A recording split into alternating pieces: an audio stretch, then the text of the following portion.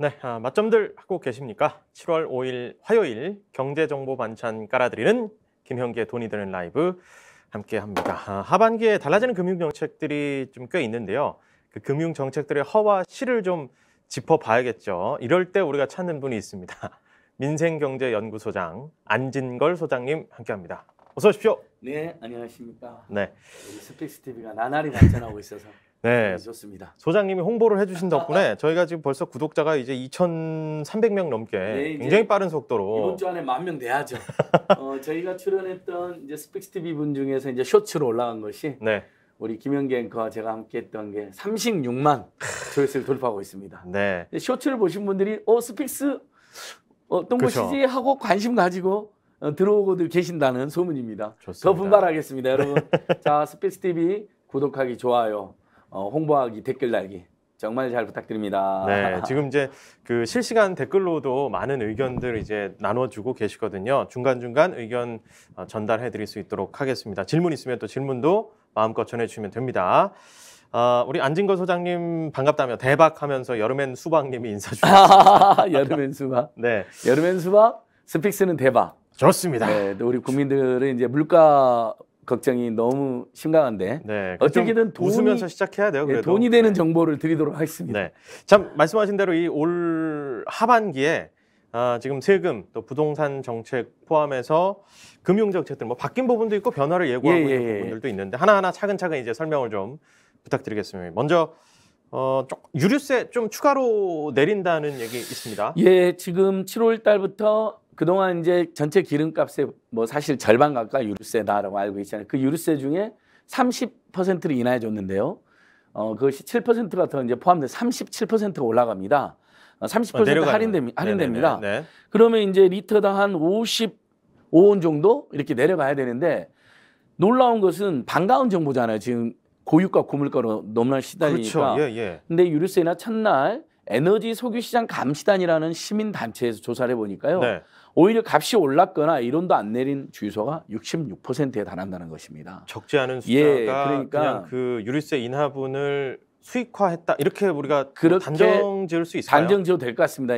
이 단체가 이미 조사를 해보니까 네.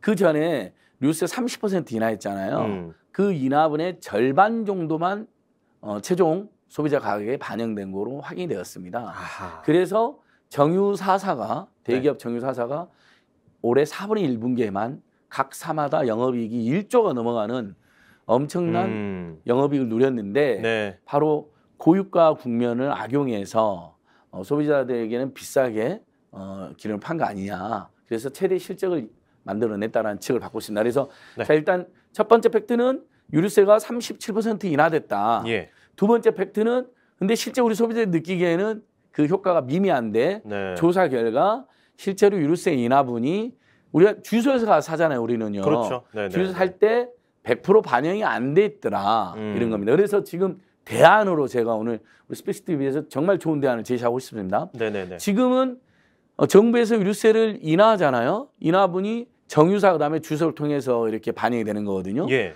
만약에 이번에 57원 정도가 인하돼야 돼요. 휘발유 7% 정도 더 추가 할인됐으면 추가 인하됐기 때문에요. 네네. 그게 리터당 57원인데 그럼 우리가 어저께 산 주유소에서 2,200원이었다.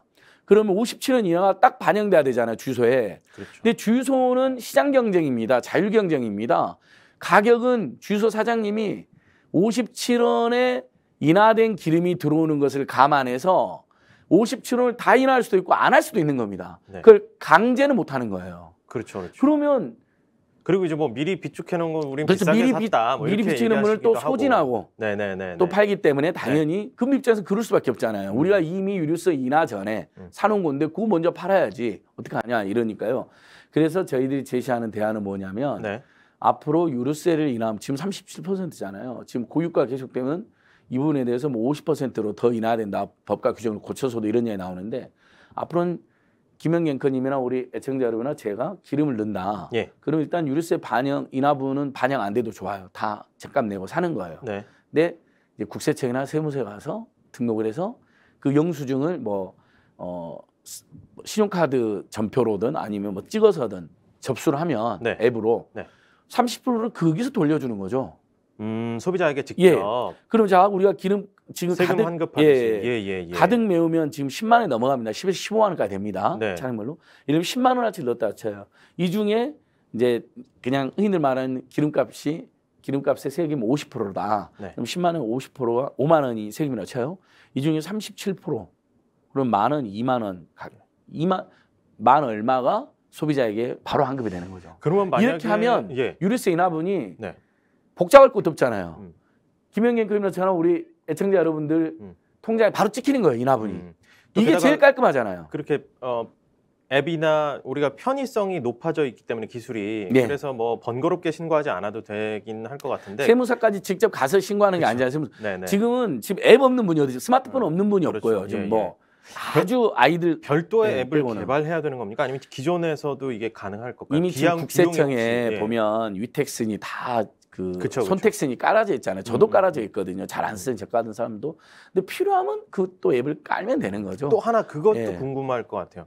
이제 기름을 많이 쓰는 뭐 생계용으로 쓰시는 분들은 그렇지만 오히려 기름을 많이 쓰는 부유층들에게 더 혜택이 더 가는 거 아니냐 이런 또 반론이 그렇습니다. 있을 수도 이제 있을 것 같아요. 그래서 지금 이 유류세 인하는 기름을 많이 쓰는 특히 고급 승용차로 기름 많이 먹는 분들은 혜택 많이 보는 문제가 있죠. 네네네. 근데 그분 또 국민들이니까 상대적으로 부담이 늘어난 부분은 우리가 감안해 주시다 봐요. 그래서 37% 인하분은 국민들에게 골고루 부자에게는 10%만 해주고 가난한 사람은 50% 인하해주고 여기는 좀 어려운 면이 있습니다. 그렇죠. 예, 예. 제도도 복잡하고. 네네네. 다만 방금 말씀하신 것처럼 영업용으로 차량을 이용하는 분들에게는 한시적으로 유류세를 면제해 주자라는 이야기가 나오는 겁니다. 그러면 이러면 지금 서민들이라든지 빈민들이 이미 기름값 무서워서 대중교통 이용하고 계세요. 그렇죠. 맞아요. 그러니까 네. 유류세 인하 혜택을 못 봐요. 또 기름이 무서워서 이미 또는 차값이 무서워서 차도 이용하지 않고 대중교통 이용하는 서민들 입장에서는 어떤 주장을 하냐면요. 아니 상대적으로 여유 있는 계층들 차 타고 다니는데 그 사람들한테 유류세를 37% 인하해주면서 왜 우리 대중교통 인하 안 해줘? 제가 계속 지금 소개하고 있는. 그때 말씀하셨던 예, 도대체 독일의 우리 윤석열 정부 뭐라도 좀 해주세요 하면서 독일에 12,000원짜리 전철 네. 대중교통 패스를 발행하면 전철 패스 트램을 네네. 한 달 6월, 7월, 8월 실제 세 달 무료로 정치권에서도 그 목소리가 나오고 있는 것 나오고 같아요. 있습니다. 말씀하신 우원식 부분이. 의원하고 제가 기자회견도 하고요. 네네네.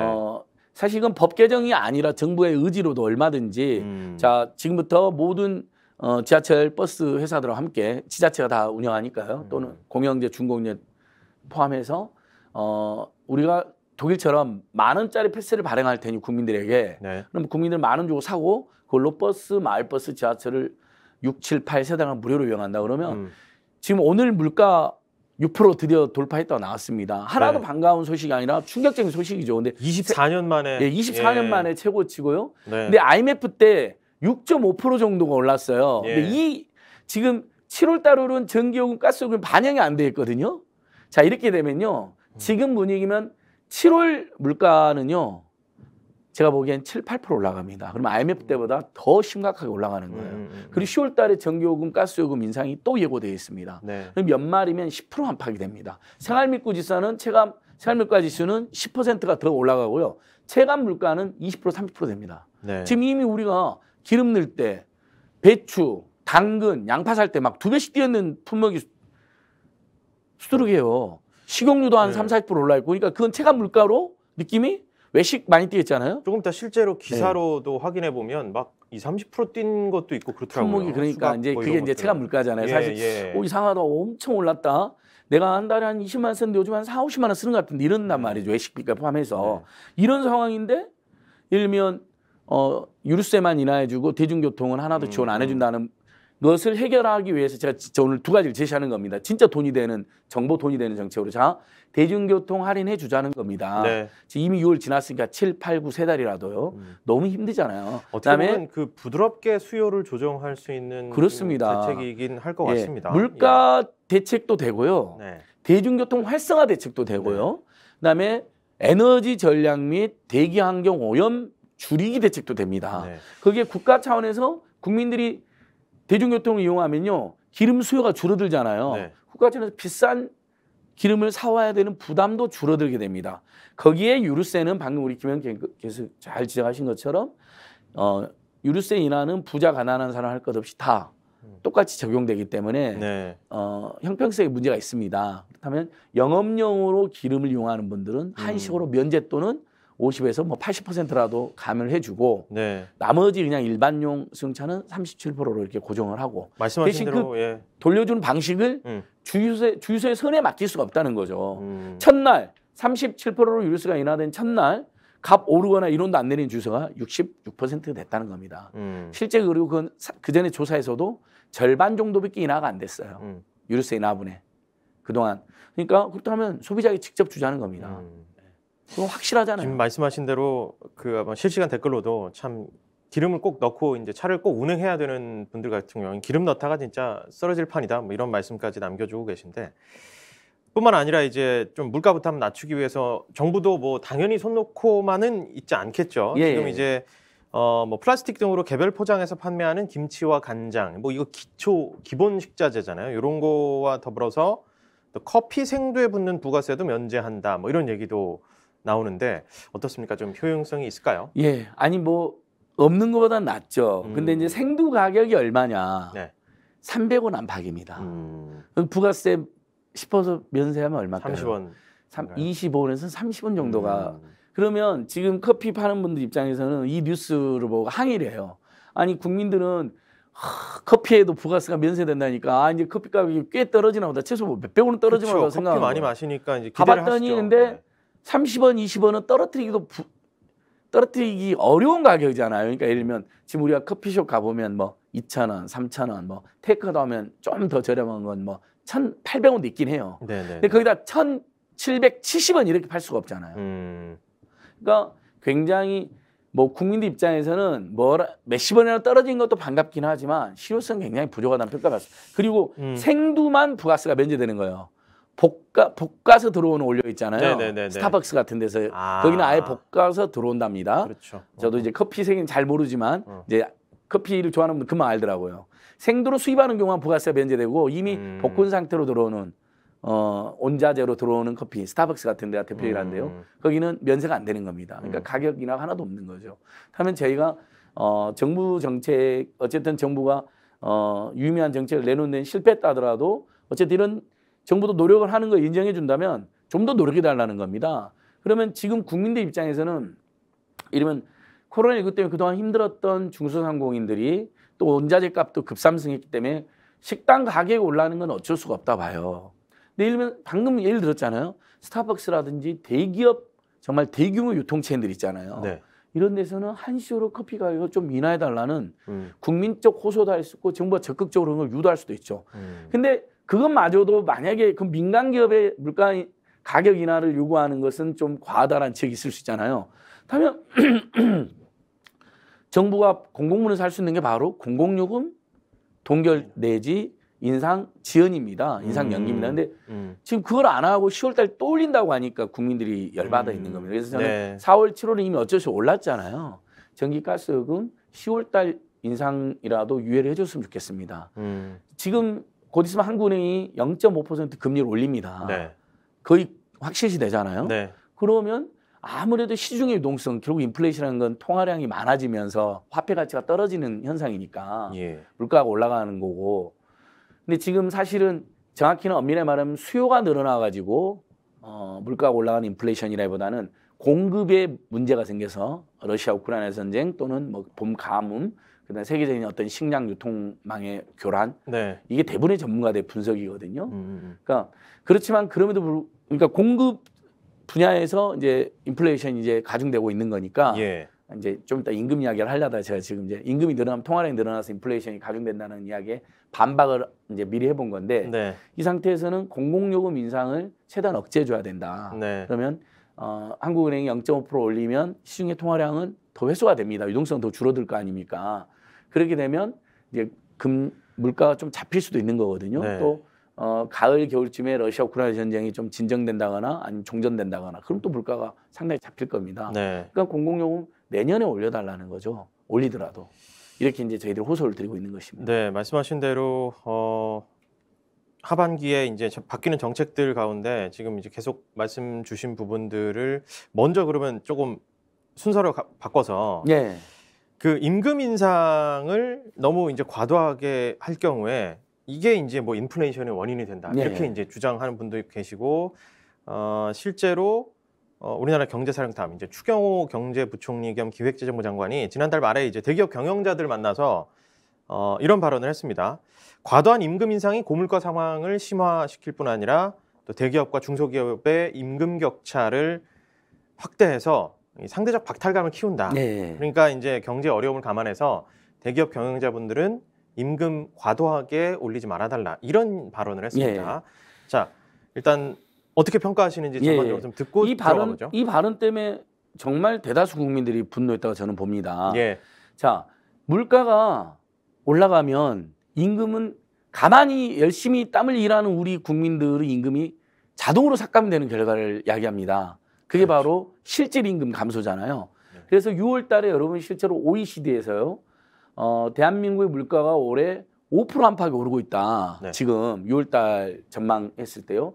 그런데 그래서 대한민국 국민들 연초에 임금 조금 오른 분들이 있을 거예요. 동결한 분들도 있고요. 코로나19 때문에 어려워가지고.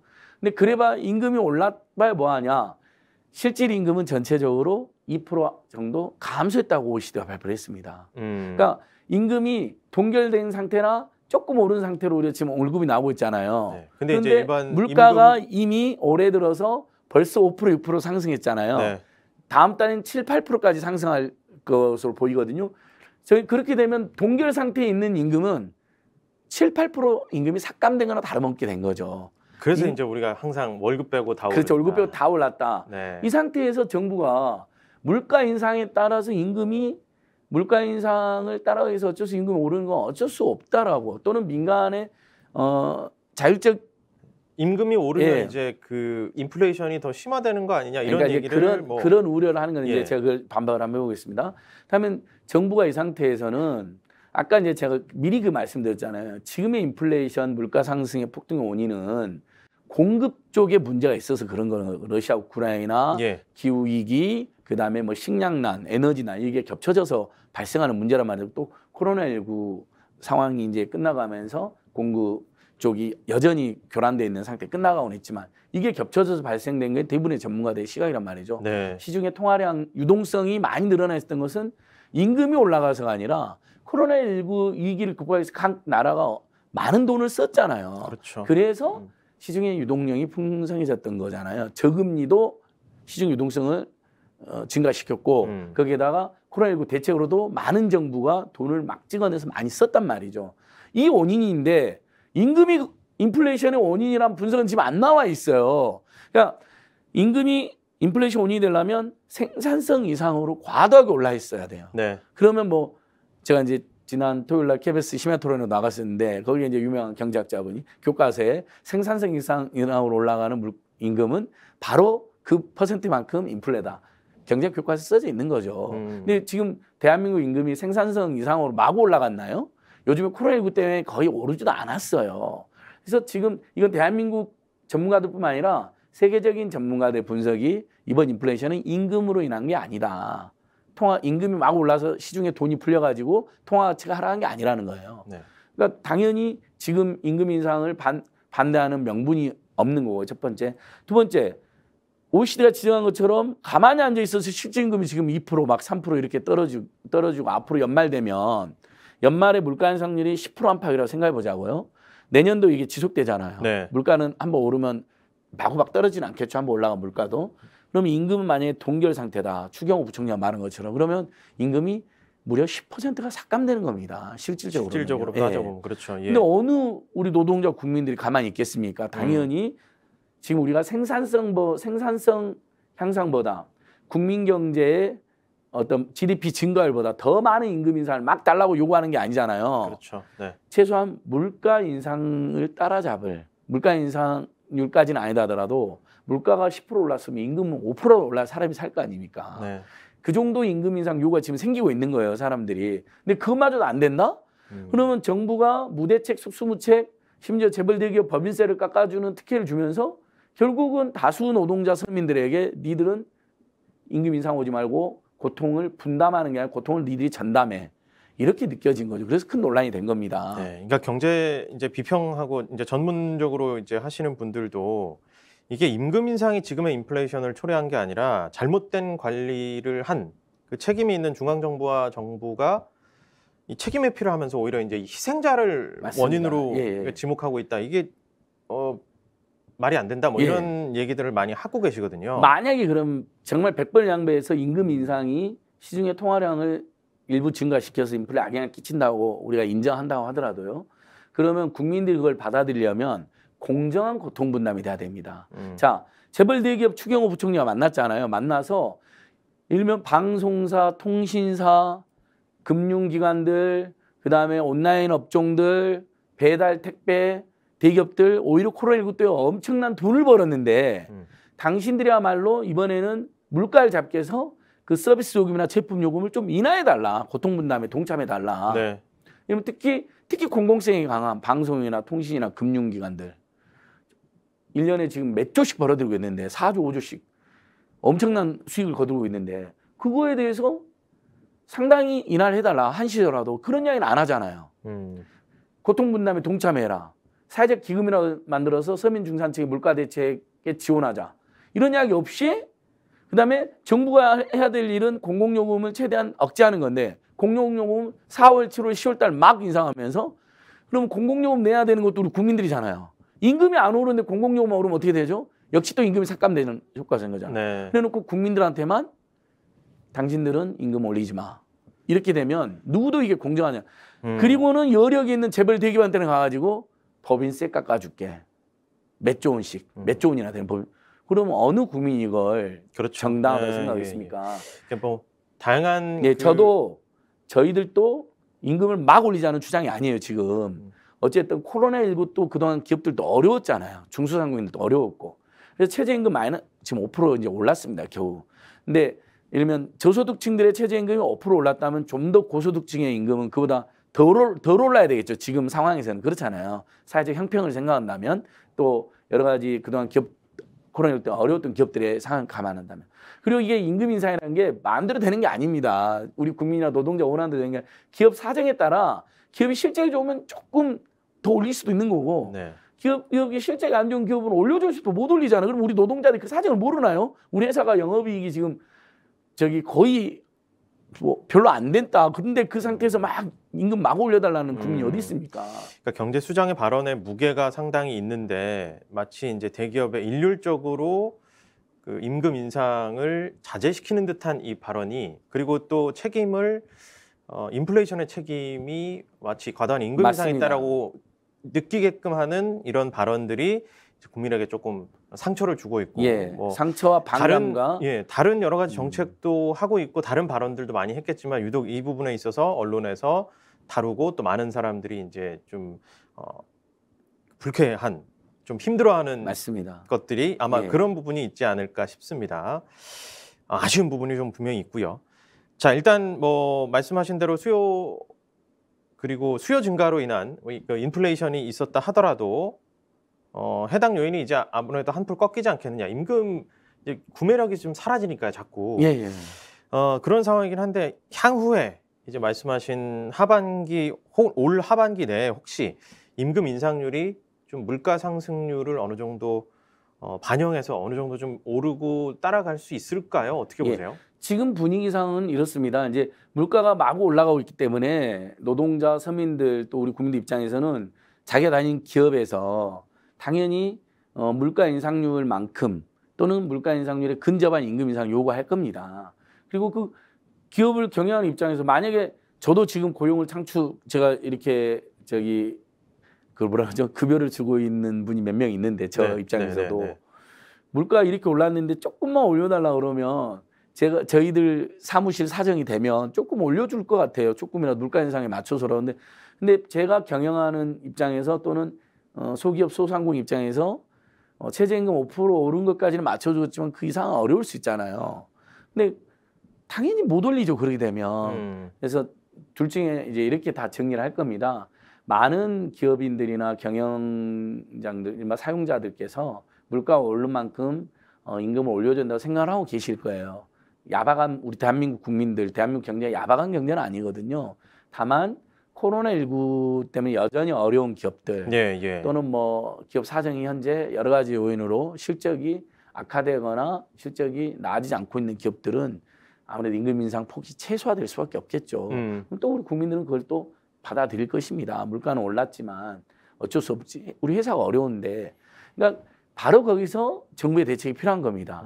임금, 예를 들면 대기업은 노동조합이 잘 돼서 임금이 올라가는 경우도 있고 실제적으로 올라가는 기업도 있을 건데 노동조합도 없고 실적도 안 좋은 회사들은 임금이 안 올라가잖아요. 네. 근데 물가는 10% 안팎 올라가면 임금 오히려 깎였잖아요. 네. 그러면 노동자 서민들 살기 어렵잖아요. 바로 정부에서 바로 그런 분들에게는 이러면 아까 말씀드린 것처럼 공공요금 인상을 억제해주고 교통비, 뭐 통신비 인하를 유도한다든지 지원해준다든지.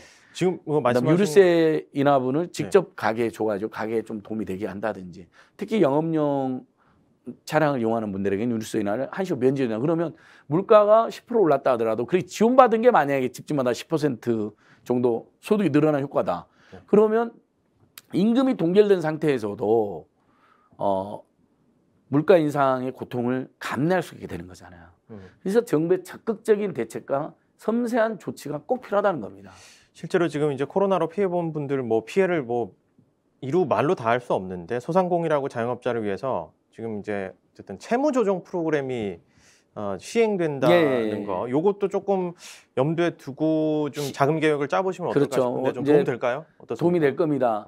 올해 3월달에 코로나19 대출 만기가 왔었어요. 많은 분들에게 중소상공인들에게. 예. 네, 그래서 6월달까지 9월달까지 6달 연기시켜줬어요. 왜냐하면 3월달만 해도 코로나 한참 때였으면 오미크론 한참 때니까요.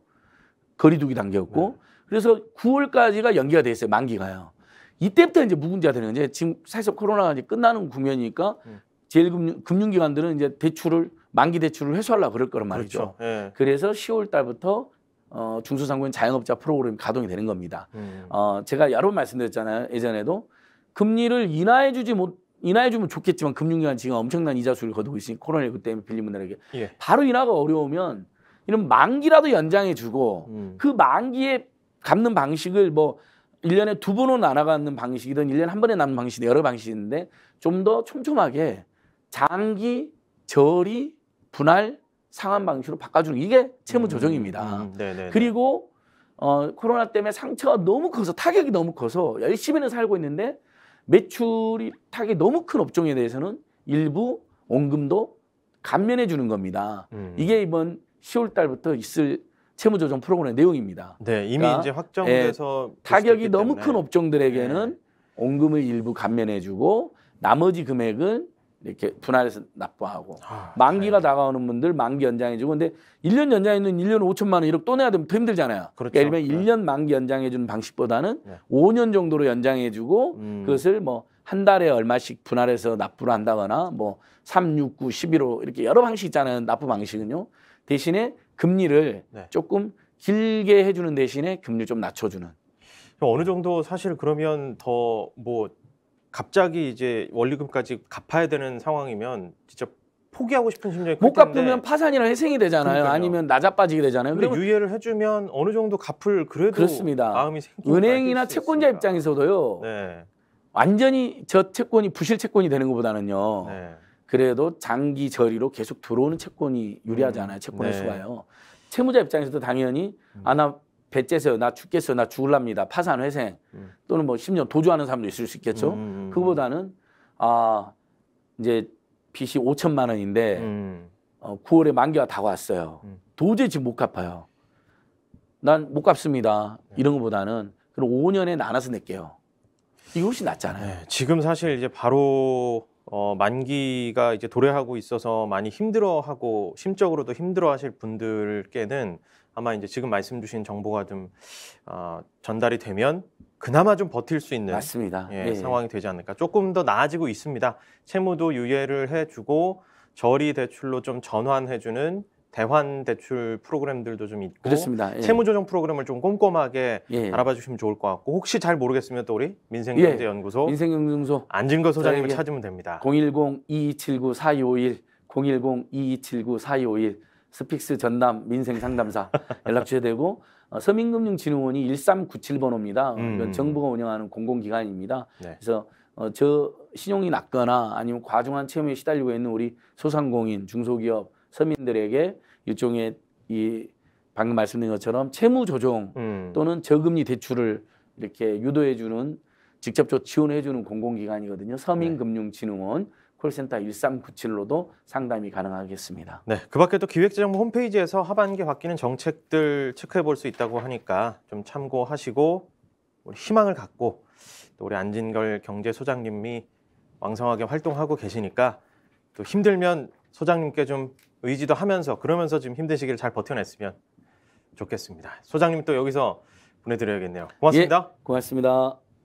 네, 김형기의 돈이 되는 라이브 함께하고 계시고요. 이번에는 해외 경제 소식 알아봅니다. 임선욱 캐스터와 함께합니다. 어서 오십시오. 안녕하세요. 네, 자 오늘도 표정 알 수 없는 표정. 예, 네. 왜냐하면 뉴욕 증시가 또 하루 쉬어갑니다. 휴장을 했죠. 네, 맞습니다. 휴장 전 분위기는 이제 괜찮았었으니까 약간 분위기 이어나갈 수 있을지 이런 것도 좀 전망을 좀 해보고요. 일단 뭐 오늘 돈데라 혹시 뭐 키워드 준비한 거 있습니까? 오늘 시장 키워드 눈치 보는 뉴욕 증시라고 한번 해보겠습니다. 눈치 보는 뉴욕 네. 증시. 자, 이거는 약간 뭐 가치 중립적인 얘기 같아요. 이걸 그러니까 뭐 잘 될 것 같다 전망도 아니고 그죠? 그렇다고 너무 비관적인 것도 아니고 일단 눈치를 보고 있다. 네. 투심은 알 수 없다. 이런 말씀이신 것 같은데. 자, 뉴욕 증시 관련 얘기부터 한번 슬슬 꺼내봐 주시죠. 네, 하나씩 짚어보도록 하겠습니다. 이제 뉴욕 증시의 월요일장은 독립기념일을 맞아서 휴장을 했습니다. 그래서 이제 3대 지수, 이제 지난 금요일장이 있죠. 반짝 반등세로 돌아서면서 이 하반기 첫 거래일을 아주 산뜻하게 출발을 했습니다. 네. 하지만 이제 주간 기준으로 보면요. S&P 500 그리고 다우지수 각각 2.21%, 1.28% 하락하면서 이제 반등 한 주 만에 하락세로 돌아섰죠. 그리고 나스닥도 한 주 사이 4.13% 떨어져 계속되는 약세장 속 랠리가 이어지고 있다라는 진단이 나오고 있는 상황인데요. 네. 이처럼 시장에 이제 경기 침체가 위험이 커지면서 연준이 어떻게 속도 조절에 나설 수 있을 만한 시그널들이 있는가에 대해서 조금 주시하고 있는 상황입니다. 네. 그래서 이번 주 6일과 8일 이 양일간 열리는 이벤트들에 한번 주목을 해 보시면 좋을 것 같은데요. 먼저 현지 시간 6일 이제 연방공개시장위원회 FOMC의 6월 의사록이 공개가 됩니다. 네. 특히 이제 연준이 자이언트 스텝을 단행했던 만큼 이제 연준 위원 대부분이 매파적 성향을 드러냈을 것이다라는 예상이 좀 지배적인데요.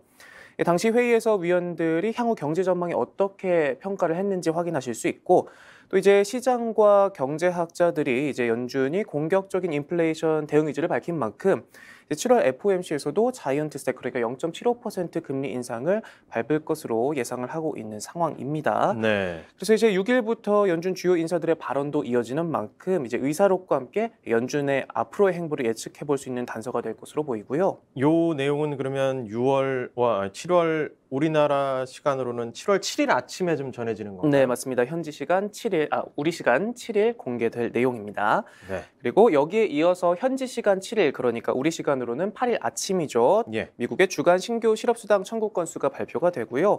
그리고 바로 다음 날 현지 시간 8일, 우리 시간 9일 아침에는 6월 고용 보고서가 발표가 됩니다. 또 다른 빅 이벤트인데요. 이 비농업 부분 신규 고용 실업률을 확인할 수 있게 됩니다. 그래서 이제 다우존스 집계에 따르면 6월 비농업 취업 인구는 5월 증가분이 39만 명에 비해서 다소 둔화된 25만 명을 기록했을 것으로 예상을 하고 있고요.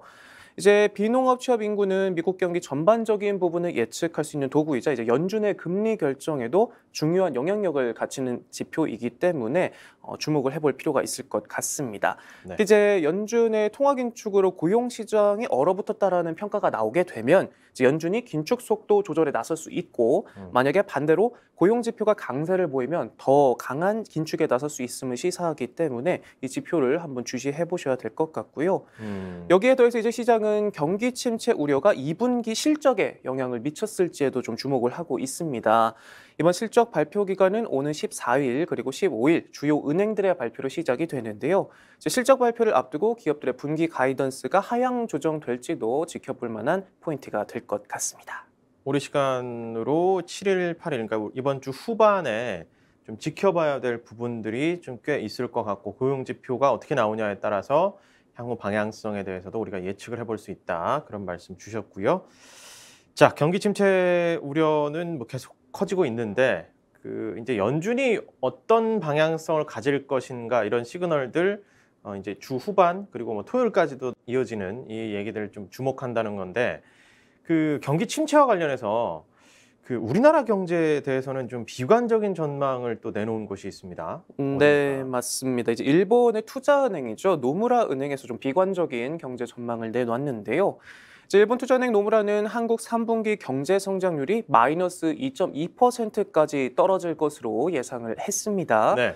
그래서 이제 한국이 미국과 유로존, 영국, 일본, 호주, 캐나다 등과 함께 앞으로 12개월 안에 경기 후퇴에 진입할 것으로 전망을 했습니다. 침체가 아니라 이제 후퇴까지 전망을 하고 있다는 얘기죠. 네. 그러면서 이제 세계 경제가 동반 성장 둔화에 진입하고 있다는 신호가 곳곳에서 증가하고 있다라고 말하면서요. 네. 더는 성장을 위해 수출 회복에 기댈 수 없음을 의미한다라고 분석했습니다. 아니 경기 후퇴라는 단어까지 나오니까 좀 이 비관적인 전망도 너무 보통 이제 우리가 경제 성장률이 떨어지고 뭐 계속 성장할 수만은 없으니까 선진국이 될수록 성장률이 좀 줄어드는 게 보통이잖아요. 네. 그런데 이제 경기 아예 후퇴할 수도 있다 이런 얘기를 한다는 거니까 이건 조금 더 자세히 좀 들여다봐야겠는데요. 무슨 얘기입니까 이게?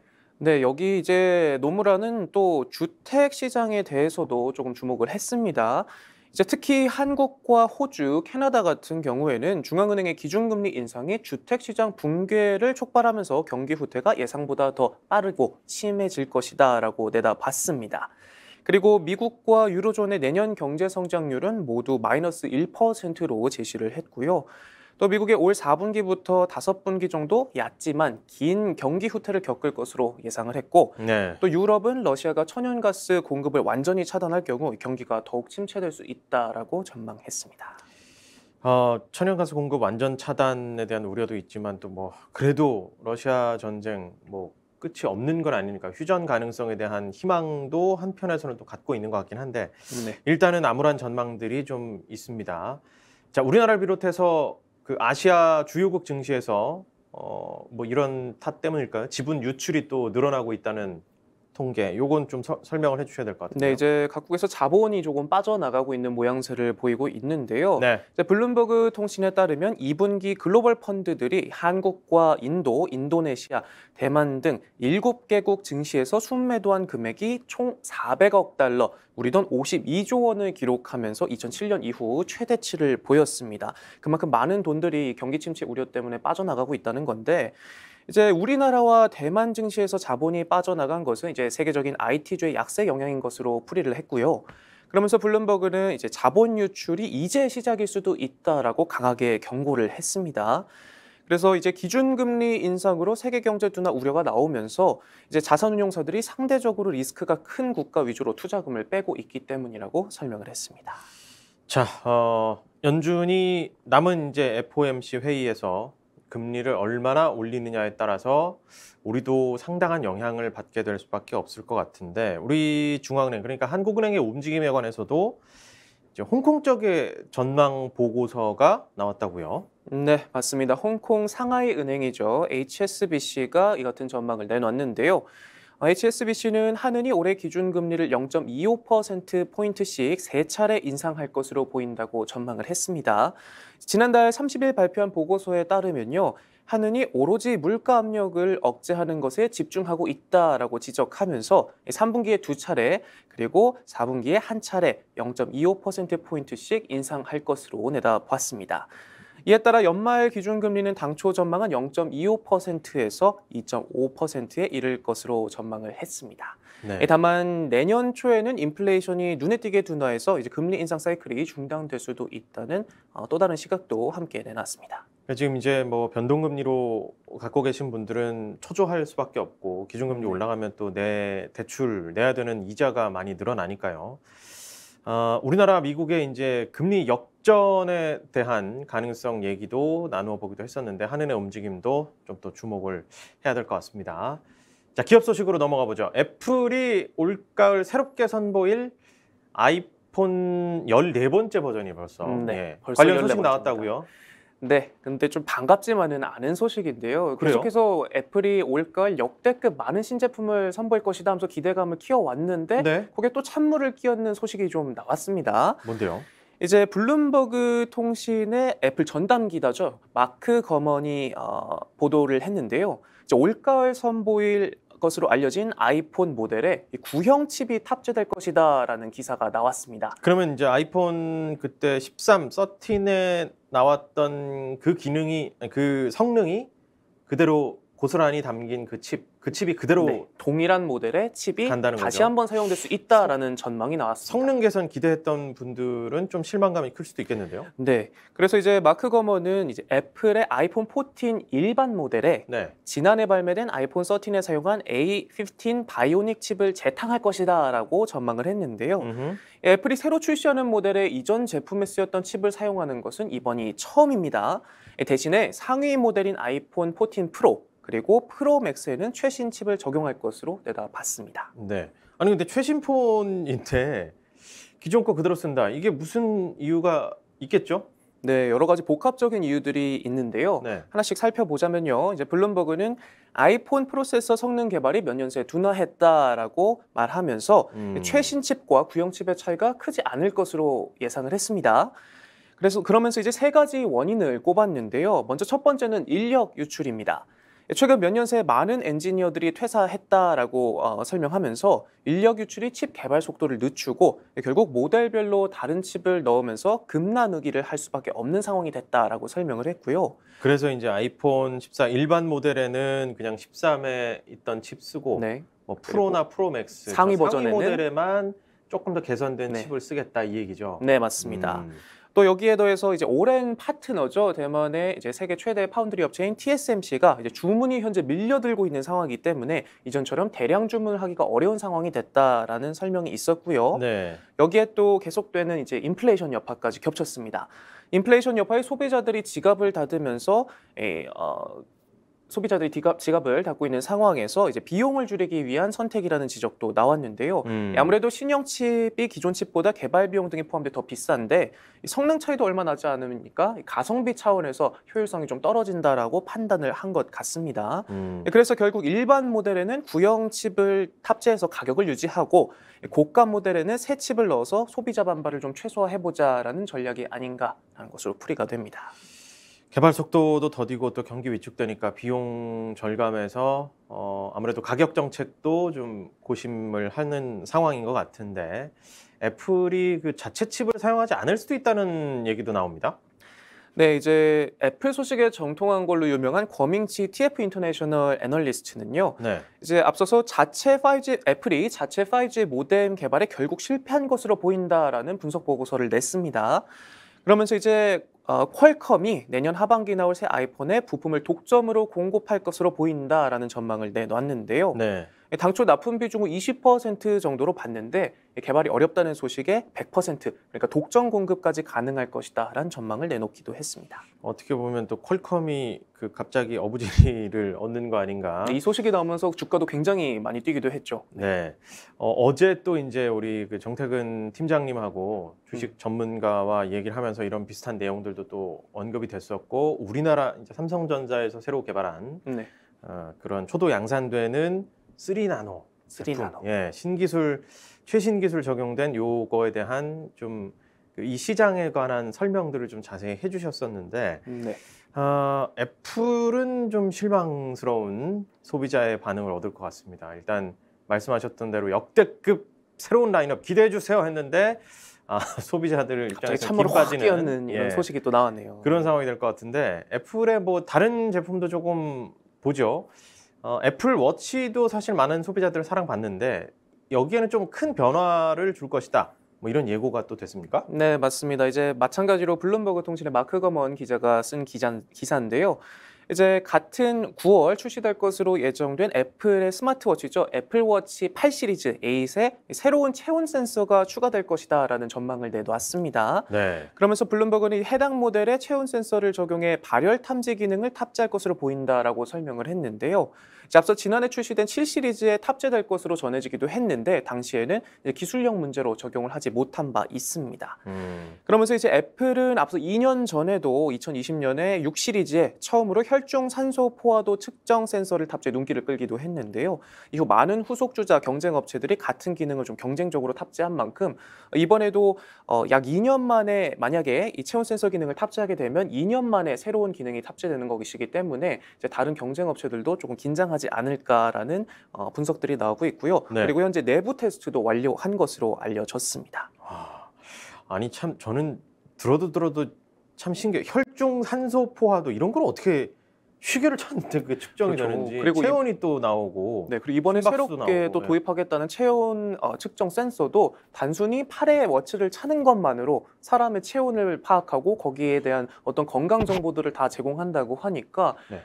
그만큼 또 진보된 기술을 확인해 볼 수 있을 것 신기합니다. 같습니다. 저도 지금 이제 사실 뭐 다른 브랜드지만 요거를 하나 이제 차고 다니는데 뭐 시계 말고 뭐 또 되는 게 있나요? 활동량 측정이 되는 건데 이거 걸음 측정도 다 되고 이것도 심박수 이런 거 산소 포화도 됩니다. 되는 건가요? 안 해봤지만 아무튼 이런 최첨단 어떤 바이오 센서들이 부착된 기기들을 이제 헬스케어 산업과 연결해서 네. 이제 많이들 관심 갖고 소비를 하게 되는데 또 한편으로는 약간 또 이거 내 개인 정보가 너무 또 어떻게 되는 거 아닌가? 맞습니다. 항상 우리는 신기술에 앞서서 그런 것들 한편의 걱정이 또 있긴 맞습니다. 있는데 특히나 개인정보가 요즘은 돈이 되는 세상이고 또 새벽에 나온 기사이기도 한데 또 한 중국인 해커가 본인이 중국인 10억 명에 대한 개인정보를 해킹했다라고 주장을 하면서 이제 비트코인과 거래를 하자라는 그런 소식이 나오기도 했습니다.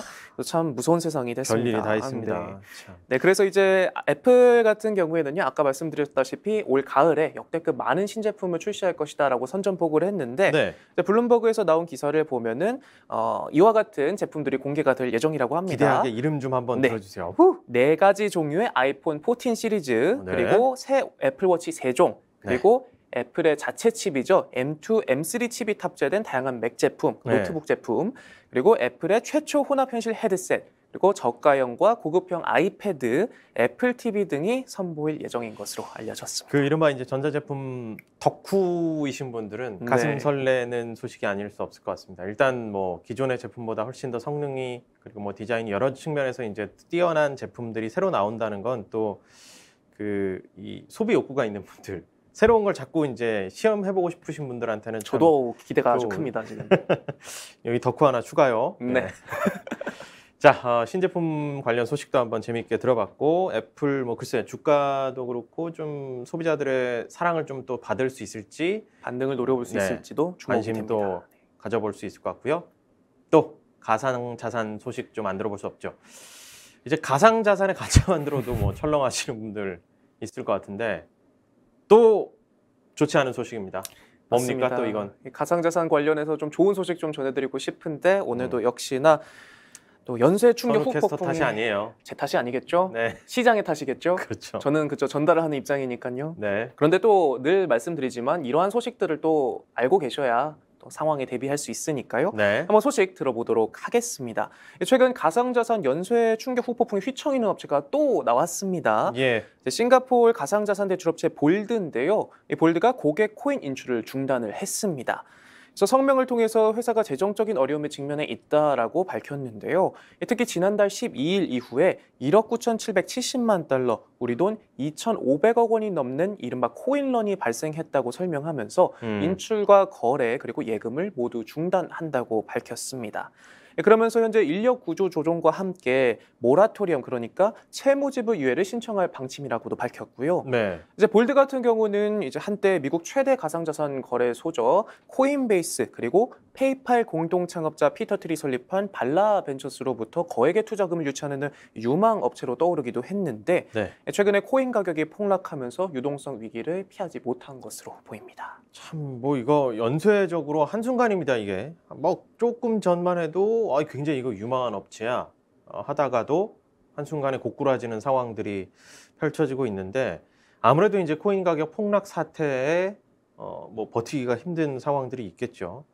제가 기억하기로 또 싱가포르로 우회 상장한 게 이런 루나, 테라 이런 것들도 있었던 것 같은데 자 일단 이런 테라 또 루나 사태로 인해서 도미노처럼 이런 현상들이 퍼지고 있는 것 같습니다. 좀 더 자세한 상황 좀 전달해 주시죠.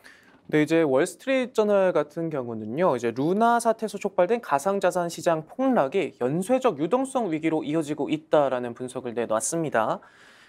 그래서 최근에는 이제 코인 대출 업체죠, 셀시어스는 파산 신청을 준비 중이고요. 네. 가상자산 헤지 펀드 3에로즈 캐피털은 지난 1일 미 법원에 파산 보호 신청을 냈습니다. 그리고 3에로즈에 대출을 해줬던 보이저 디지털도 자금 압박에 모든 거래를 일시 중단한 상태고요. 네. 그래서 이 같은 상황이 계속되면 유동성 위기에 빠질 업체는 더 늘어날 것이 분명해 보입니다. 역시 또 이제 위기를 기회로 보는 곳 지난번에도 좀 언급을 해 주셨지만 또 다른 추가적으로 기회로 여기고 계신 분들도 있는 것 같습니다. 소개 좀 해주시죠.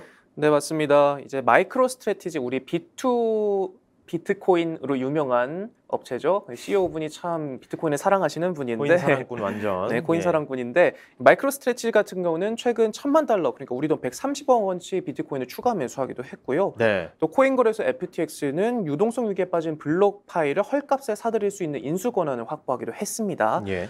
그리고 또 최근에는 이제 법정 화폐로 비트코인을 채택한 이 엘살바도르죠. 엘살바도르는 저렴해서 좋다라고 말하면서 비트코인 80개를 추가로 매수를 했습니다. 글쎄 이게 블러핑인지 저렴하다고 더 참 산다. 좀 소박하지 않습니까? 80개를 사면서 저렴해서 좋다. 그래도 국가인데. 그러니까요. 근데 이제 아마 네. 이게 어떻게 보면 또 시그널일 수 있죠. 이 너무 떨어질 때 국가 차원에서 어쨌든 이 법정 화폐까지 채택했으니까 비트코인 더 떨어지는 걸 방관할 수는 없으니까 맞습니다. 뭐 상징적으로나마 80개 정도를 소소하게 추가 매수를 했네요. 네, 그래서 또 있죠. 예. 그래서 이제 나이브 부켈레 엘살바도르 대통령 같은 경우에는요, 올해 비트코인이 개당 1억 2천만 원까지 갈 거다, 불안해 말라라고 언급을 하기도 했는데 앵커님이 말씀해주신 것처럼 이들의 베팅이 어떻게 좀 성공을 할 수 있을지 좀 관심이 모아지는 부분입니다. 근데 이게 대통령이 비트코인 나서서 베팅하고 이거 참 잘 모르겠습니다. 그 뭐 문화나 뭐 여러 가지 정치적 맥락이나 이런 것들을 우리가 다 모르기 때문에 그렇게 그대로 지켜보면 될 것 같고요. 자, 메타 전 페이스북이죠. 가상화폐 관련 사업을 접기로 했네요, 아예. 네, 맞습니다. 발을 빼기로 했다는 소식이 나왔는데요. 이제 페이스북의 모 회사죠, 메타 플랫폼이 디지털 지갑 노비 서비스를 결국 종료하기로 했습니다. 저는 이 이름을 볼 때마다 조금 웃음이 나는데 왜 이름을 지어도 노비로 지었을까? 우리 관점에서긴 하지만. 그러니까요. 우리 말로 네. 무슨 뜻인지 알았으면 또 이렇게 짓지 않았을 바뀌었을 수도 텐데. 있을 텐데. 예. 네, 그래서 결국 서비스를 종료하기로 했다는 소식이 나오긴 했는데요. 이 CNBC발 기사가 나왔습니다. 그래서 메타는 오는 9월 1일부터 노비 앱과 왓츠앱 노비 서비스 등 관련 기능을 중단하겠다고 밝혔는데요. 이제 메타 같은 경우에는 지난 2019년에 스테이블 코인 리브라를 발행하겠다라고 선언하면서 이와 함께 가상자산 지갑 칼리브라를 공개한 바 있습니다. 하지만 세계 각국 정부의 규제에 맞닥뜨리면서 사업 내용을 전면 수정하고 네. 또 프로젝트 이름도 각각 DM, 노비로 바꾸면서 고군분투했지만 결국 출시한 지 1년도 채 안 돼서 사업을 접기로 했습니다. 네. 하지만 이 관련 프로젝트가 백지화되기는 했지만 메타는 여전히 블록체인 시장에 관심을 두고 있는 상황인데요.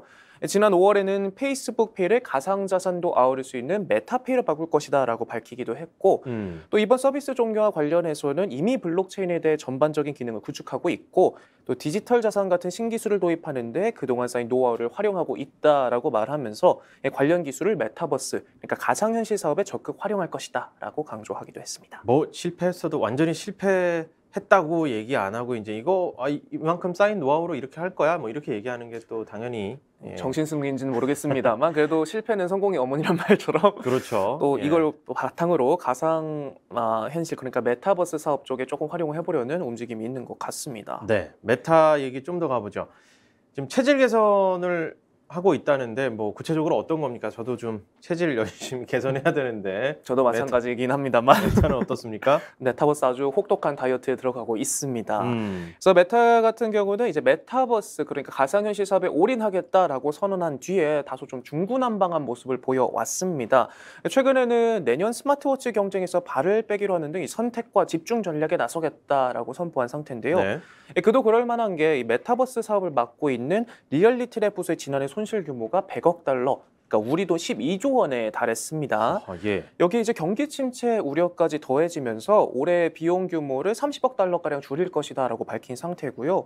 또 최근에는 기술 인력 채용을 30% 줄이고 또 감원에 따른 공석도 채우지 않겠다라고 밝히면서 거기에 더해서 또 성과 목표를 달성하지 못하는 직원들을 속아낼 수 있는 어떤 좀 시스템을 조금 더 강화해 보겠다라고 밝히기도 했습니다. 이제 말씀하셨을 때 이제 채용 시장 관련해서도 이런저런 얘기들 많이 있었고 관련 기업들, IT 기업들, 성장 기업들, 개발자들이 또 갈 곳 없어졌다 뭐 이런 얘기도 많이 했었는데 아마 미래 성장 동력까지 완전히 끊어놓는 상황이 돼버릴 수도 있고 그래서 아마 신중하게 어쨌든 뭐 구조 조정을 하고 할 텐데 메타버스 관련해서는 여전히 그 장밋빛 전망 계속해서 사랑을 표현하고 있어요. 네, 맞습니다. 우리 지난번에 그 보셨던 분들은 아시겠지만 그 신제품 소개 영상, 시제품 소개 영상에서 그 해맑게 그 어린아이처럼 소년미, 소년 그죠? 웃음을 저커버그 내보이면서 보였던 우리 저커버그 CEO 네. 계속해서 장밋빛 전망을 내놓고 있습니다. CNBC와 인터뷰에서는 이제 앞으로 10년 뒤에 10억 명에 달하는 사람들이 가상현실에서 소통할 것이다 라고 말하면서 그간 가상현실의 입구 역할을 해온 메타의 VR 기기죠. 오큘러스 퀘스트 2의 누적 판매량도 1000만 대가 넘었다라고 밝히기도 했고요. 그리고 또 최근에는 사람 시력과 동일한 수준의 해상도를 가지고 있는 VR 헤드셋 버터스카치를 시제품을 공개하기도 했고 또 현실 세계와 디지털 공간을 혼합해서 보여주는 MR 헤드셋 또 이를 통해서 가상 공간에서 소통할 수 있는 호라이즌 월드 등을 선보이면서 본격적인 메타표 생태계 구축에 나서고 있는 상황입니다. 업계 전망은 어떻습니까? 업계도 굉장히 긍정적인 전망들을 계속해서 내놓고 있습니다. 네. 이제 맥킨지 같은 경우에는요, 메타버스 관련 시장이 최대 5조 달러, 그러니까 우리 돈 6,500조 원까지 성장할 것이다라고 전망을 했고요. 네. 올해 현재까지 각종 기업 그리고 벤처 캐피털 사모 투자사들이 메타버스에 투자한 금액만 해도 1,200억 달러, 156조 원이 넘어서 작년 전체 투자액인 74조의 2배가 넘었다라는 설명이 있었습니다.